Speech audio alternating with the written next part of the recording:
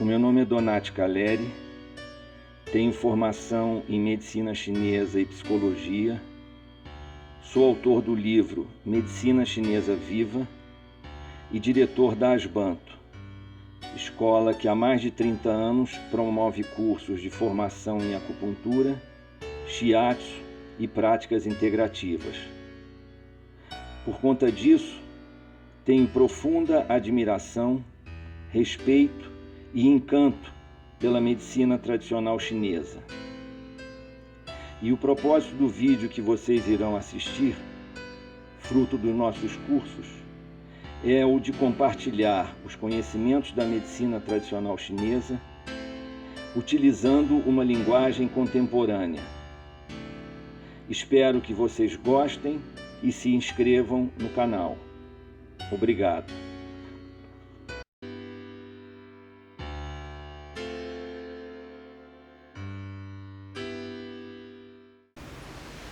A fisiopatologia energética, já falei um pouco sobre ela fica entre a fisiologia e a etiopatogenia, ou seja, é o que o organismo produz de sintomas.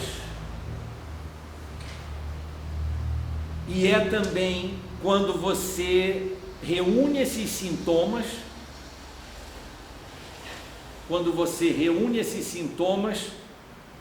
para construir ou identificar uma síndrome. Essa síndrome, esse diagnóstico sindrômico, essa identificação da síndrome, ela é feita a partir dos sintomas que essa pessoa está apresentando, que esse corpo está apresentando, e no entendimento desses sintomas todos, você diz assim: a síndrome que está se manifestando aqui e que eu vou construir um procedimento terapêutico é a síndrome da deficiência do yang do rim. Por enquanto vocês não sabem exatamente o que é isso, claro, mas eu estou querendo dizer que é isso. A síndrome da deficiência do qi do pulmão. Como é que eu chego na síndrome da deficiência do qi do pulmão? A partir dos sintomas que o sujeito relata. A partir do diagnóstico de pulso que eu faço. A partir do diagnóstico da língua que eu faço. Então eu vou chegar na síndrome a partir do diagnóstico. O diagnóstico significa o entendimento dos sintomas, juntar esses sintomas num conjunto, avaliar pulso, avaliar a língua e chegar a uma determinada conclusão.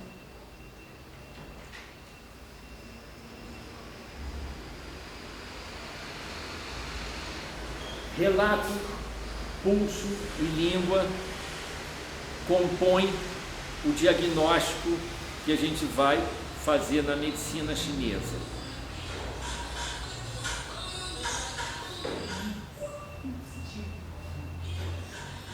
O relato, e a gente vai experimentar alguns aqui, é como você pergunta ao paciente qual é a direção que você dá a essas perguntas, o que você está pretendendo saber com essas perguntas. Num certo sentido, o que convém escutar do paciente e o que não convém escutar do paciente, porque se você cai numa ladainha sem sentido do paciente, também a gente não vai ficar aqui paternalizando. De um modo geral, o terapeuta, vocês aqui já tem muitos terapeutas aqui, já tem muita gente aqui que trabalha com saúde, entendo que a maioria inclusive, e às vezes eu falo coisas que, mas para muita gente que está começando, a pessoa ela usa como um dos recursos terapêuticos dela a capacidade de ouvir o outro de uma forma indefinida, porque o outro fica feliz de poder, vai lá no Carlos Eduardo, o Carlos Eduardo é paciente, ele me escuta, a pessoa fica ali, ela te aluga por 2 horas, se você deixar, a gente sabe disso. Tem pessoas idosas, principalmente, que elas não têm muito o que fazer. Se der uma trela para ouvir 2 horas, ela vai ficar 2 horas, aí vai na sessão seguinte e vai continuar falando. Então o relato é você saber também fazer os recortes e os cortes e perguntar daqui, perguntar dali, perguntar daqui, perguntar dali, porque você vai estar tentando construir uma hipótese terapêutica. O relato é você avançar na questão da tipologia da doença que ela traz numa linguagem da biomedicina, que você aqui não está aprendendo sobre biomedicina. Se você já sabe sobre biomedicina, ótimo, mas você aqui não está aprendendo sobre biomedicina, então eu não posso dar um curso partindo também do pressuposto que todo mundo sabe biomedicina. E não precisa ser assim. Então, quando eu estou falando do relato, o sujeito diz assim: eu tenho uma bursite. Tá, mas eu vou perguntar para ele o que é que o senhor está sentindo. Primeiro, ele pode ter a bursite coxo-femoral, pode ter bursite em várias articulações. Não, eu tenho uma bursite no ombro. Eu preciso saber a localização da bursite dele, eu preciso saber o que ele sente, eu preciso saber qual é o grau de mobilidade que está comprometido. Tudo isso eu tenho que saber. Ele falar que tem uma bursite e eu não falar mais nada, não adianta nada isso. Eu vou lidar com a questão factual dele, né? O senhor levanta aqui, levanta, o senhor para frente não, para trás vai bem, não sinto nada, aqui para frente dói. E dói onde? Dói exatamente aqui. É esse aqui o ponto de onde está irradiando a dor? É esse o ponto de onde está irradiando a dor. Essa dor pega no braço, pega no antebraço, chega no dedo? Não chega, fica paralisado, você tem parestesia, ou você tem adormecimento, formigamento do dedo? Não tem, ela se restringe, ela vem até aqui, não, vem até aqui. Está quente, eu ponho a mão, tem febre local, não tem febre local, tem vermelhidão, está com edema, ou seja, está com estagnação de líquido que inchou. Então não é simples assim, eu tenho uma bursite, não, você tem que decodificar aquele troço todo ali, e vai levar para uma linguagem da medicina chinesa. Que linguagem da medicina chinesa?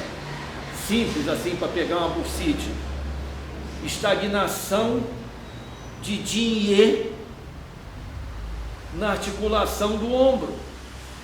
Não é uma tradução. Aí se eu penso, e por que eu estou falando que é a tradução? Porque se eu já levo para esse tipo de diagnóstico sindrômico da medicina chinesa, de dizer é uma estagnação de Jin-Ye na articulação do ombro, eu já posso pensar um pouco no tratamento. Se tem uma estagnação, eu tenho possivelmente um excesso de Yin e uma deficiência de Yang. Se eu tenho um excesso de Yin e uma deficiência de Yang, o que eu tenho que fazer? E aí entra o que eu chamo, brincando, da lógica portuguesa. Eu tenho que tentar dispersar esse Yin que está paralisado aqui e ativar o Yang. Porque tem deficiência do Yang? Porque o sujeito, o ombro dele está preparado, em tese, para fazer movimento, distensão, flexão, rotação, não sei o que, e ele não está conseguindo. Ele está com movimento reduzido. O movimento reduzido, eu estou com uma deficiência do Yang.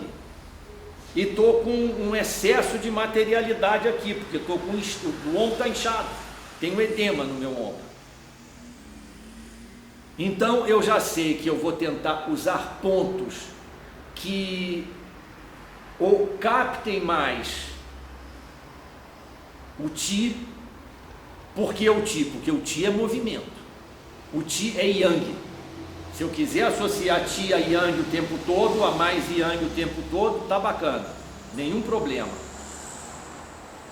Mas esse sujeito é um cara que faz exercício, é um cara que vai à academia, e isso e aquilo outro, não tem necessariamente uma deficiência de ti. Mas ele tem uma deficiência na circulação do ti, porque aqui não está circulando muito. Então eu vou usar pontos para ativar a circulação de ti. E vou usar pontos para ativar a circulação de ti, pode ser no sentido geral desse corpo, e pode ser no sentido do trajeto dos meridianos e nos pontos no meridiano, que eu já, em tese, aprendi ali, sabendo qual é o canal que... esse canal aqui é o canal do pulmão. O canal do pulmão começa aqui, o ponto 1, ele faz isso e termina no ponto 11. Isso aí a gente vai ver. Então o cara está sentindo a dor no trajeto do pulmão, no meridiano do pulmão. Então é claro que eu vou também privilegiar esse trajeto, porque eu quero restabelecer um fluxo de energia. Tem uma ideia quase que obsessiva da medicina chinesa e do gênio chinês de dizer que grande parte dos problemas de saúde no sujeito diz respeito a uma má circulação, uma deficiência na circulação de energia. Os chineses, assim, se tiver tudo circulando bem, eles fazem lá exercício, Qigong, Tai Chi, Liang Kung, para fazer com que essa energia circule o máximo possível. Então, esse tipo de princípio de ativar a circulação de energia é um princípio que a gente vai usar bastante. E ativar a circulação de energia está se falando de ti, de pulmão, enfim, né? Não significa que todo tratamento, então eu vou ter que pegar o pulmão, não necessariamente. Na prática vocês vão ver que não é assim, mas é isso também. Então, no relato eu preciso saber perguntar para o sujeito. Não adianta eu ficar com a terminologia da biomedicina da doença. Eu preciso saber o que o senhor sente, o que o senhor sente, por que é que o senhor sente, quando que sente, onde que sente, ou seja, há quanto tempo está sentindo isso, qual é a região, qual é a extensão, tudo isso são questões que você precisa perguntar. Inclusive, muitas vezes, para você saber que não é você que vai fazer o tratamento desse paciente. O paciente sente uma dor interna, que ele nunca foi ao médico, não fez um exame, não fez um exame de imagem, e isso e aquilo outro, e você começa a perguntar, e a perguntar, e você não está identificando muito bem. Eu, diante de uma situação dessa, eu digo que o senhor tem que ir num clínico, o senhor tem que começar a fazer um exame aí, porque eu posso estar tratando isso achando que são gases, e o cara está com um tumor.